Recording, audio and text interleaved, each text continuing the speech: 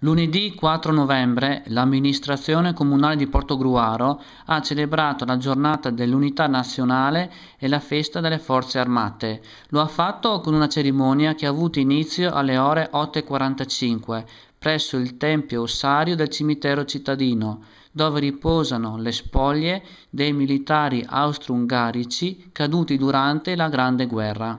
Qui è stata deposta una corona d'alloro da 2 studenti alla presenza delle massime autorità civili e militari cittadine. Tra questi il vice sindaco Luigi Villotta, il presidente del Consiglio Comunale Ivana Franceschinis e il comandante della locale compagnia Carabinieri, il capitano Roberto De Paoli. I labari delle associazioni combattentistiche d'Arma, assieme ad una folta rappresentanza studentesca, hanno ascoltato le toccanti note del silenzio, suonate da un giovanissimo trombettista.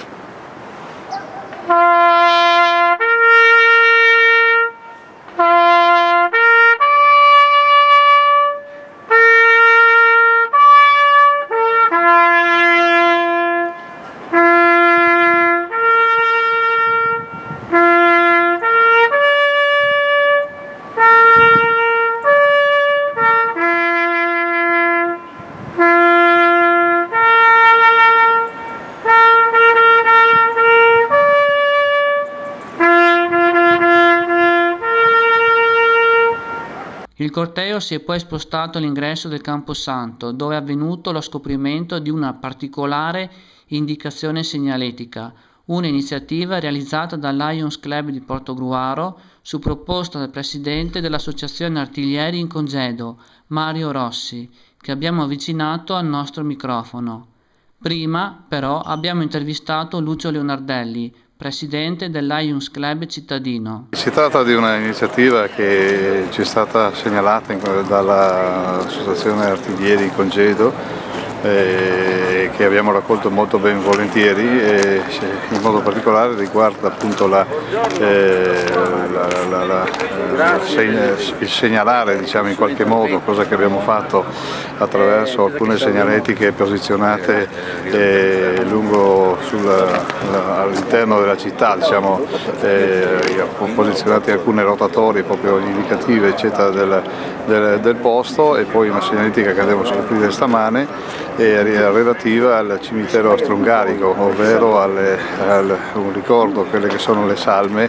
i cui resti si trovano appunto all'interno del tempio ossario del cimitero di Portogruaro. Sono per lo più soldati,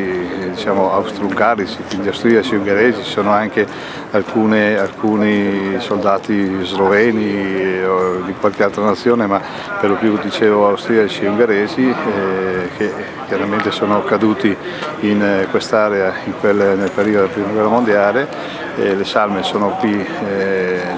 riposte, i resti, diciamo. E niente, quindi noi abbiamo voluto segnalare questa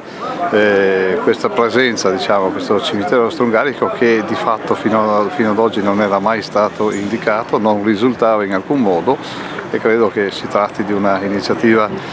sicuramente, penso, utile anche per la città, evidentemente anche per il ricordo evidentemente di coloro che in qualche modo hanno dato la loro vita a suo tempo. Si tratta di una praticamente riscoperta dell'ossario di Portogruaro, cioè un ossario in cui 600 salme di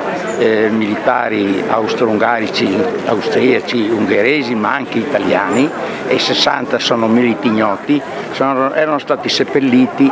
subito dopo i giorni della Grande Guerra, della battaglia del Solstizio, qui a Portogruaro. E per molti anni questo cimitero di guerra era qui in fondo, dove erano delle crocette bianche, e nel 60 è stato estumulato e messo nelle cassettine con nomi e cognomi, quindi noi abbiamo tutti i nomi e cognomi. Poi per tutti gli anni, in quei 50 anni,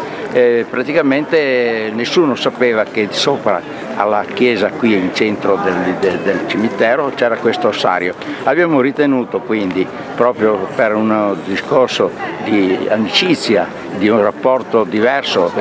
della pietas, di ricordare anche queste salme, io ho interpellato varie autorità e ho trovato nel Lions Club praticamente un appoggio per poter sistemare queste cose e spero che siano anche utili ad riportare. Noi faremo poi una grande manifestazione con loro quando sarà l'occasione, ma credo che sia importante in questo momento aver fatto questa cosa per riportare non alla luce un problema di guerra ma un problema di pace.